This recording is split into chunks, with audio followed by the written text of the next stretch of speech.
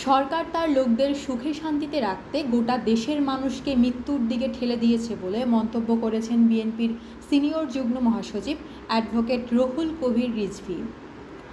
আজ সোমবার দুপুরে ঢাকা মহানগর উত্তর বিএনপির 23 নং ওয়ার্ডের উদ্যোগে খিলগাঁও তালতলায় প্রচণ্ড তাপদাহে অতিষ্ঠ মানুষের মাঝে বিশুদ্ধ খাবার পানি, স্যালাইন ও লিফলেট বিতরণ অনুষ্ঠানে প্রধান অতিথির বক্তব্যে তিনি এসব কথা বলেন। বিশেষ অতিথি হিসেবে উপস্থিত ছিলেন বিএনপির ক্রিয়া সম্পাদক ও ঢাকা মহানগর উত্তর বিএনপির সদস্য সচিব আমিনুল হক এবং রামপুরা থানা বিএনপির যুগ্ম আহ্বায়ক নীলুফার ইয়াসমিন নীলু। রিজভী বলেন, এই দেশে নাকি অনেক উন্নয়ন করা হয়েছে। প্রতিদিন আওয়ামী লীগের মন্ত্রী এমপিরা চিৎকার করে কথা বলতে বলতে তাদের গলার ভিতরে আলসার হয়ে গেছে। যদি সত্যিকারের উন্নয়ন হয় তবে সেই উন্নয়ন তো হবে মানুষকে কেন্দ্র করে।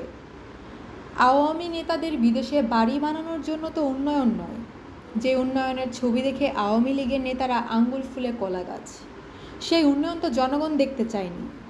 তিনি বলেন, জনগণ একটু বুক ভরে শ্বাস নিতে চায়, একটা নিশ্চিত নিরাপত্তার মধ্যে থাকতে চায়, বিশুদ্ধ বাতাস গ্রহণ করতে চায়, কিন্তু এই সরকার তা দেয়নি। জনগণের অক্সিজেন কেড়ে নিয়েছে, নিঃশ্বাস প্রশ্বাস কেড়ে নিয়েছে, তথাকথিত উন্নয়নের নামে দেশকে একটি গ্যাস চেম্বারে পরিণত করেছে। আজ দেশে বৃক্ষ নেই, নদী ভরাট, খাল ভরাট সব দখল করেছে। তাহলে বৃষ্টি হবে কেন? তাহলে গাছের পাতা থাকবে কেন? গাছে ফল থাকবে কেন? সাবেক ডিএমপি কমিশনার আসাদুজ্জামানের সমালোচনা করে রিজভী বলেন, উনি তো অনেক আগেই গণতন্ত্রকে হত্যা করেছেন, এখন সেই গণতন্ত্রকে কেটে কেটে টুকরো টুকরো করেছে এই সরকার তার সাজানো আইন শৃঙ্খলা বাহিনী দিয়ে। এই সরকার এমন এক সরকার, তার পিছনে একটা সুপার সরকার আছে। সাবেক ডিএমপি কমিশনার আসাদুজ্জামানকে উদ্দেশ্য করে রিজভী বলেন, সত্যের পক্ষে আসুন। সাবেক আইজিপি ও ডিএমপি কমিশনার বেনজির আহমেদ এই আন্দোলন নিয়ে কথা বলেছিলেন। আপনারা যা করেছেন সে পাপের কিন্তু জবাবদিহিতা করতে হবে।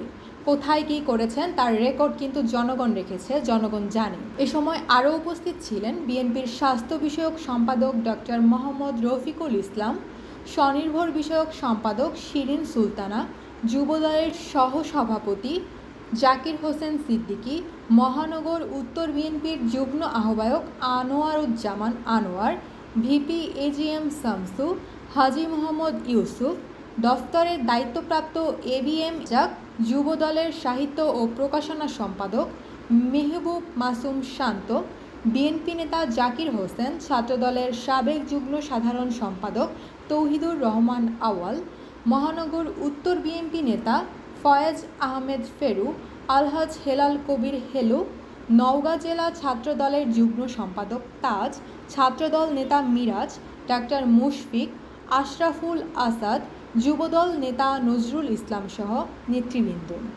যে উন্নয়নের ছবি দেখিয়ে আজকে অস্ট্রেলিয়ার সিডনি, কানাডার মন্ট্রিল, দুবাই, আমেরিকা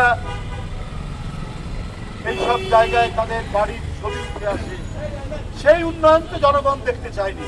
জনগণ একটু বুক ভরে শ্বাস নিতে চায়, একটা নিশ্চিত নিরাপত্তার মধ্যে থাকতে চায়, বিশুদ্ধ বাতাস গ্রহণ করতে চায়।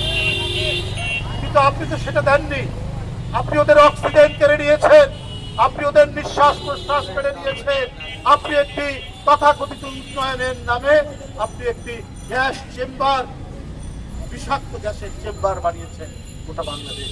আজকে বৃক্ষ নেই, আজকে নদী ভরাট, আজকে জলাশয় ভরাট, আজকে হ্রদের মধ্যে দিয়ে কি সাবেক রাষ্ট্রপতি হামিদের বাসায় যাওয়ার জন্য একটা বিশাল হ্রদ, তার ভিতর দিয়ে আপনার রাস্তা বানানো হয়েছে।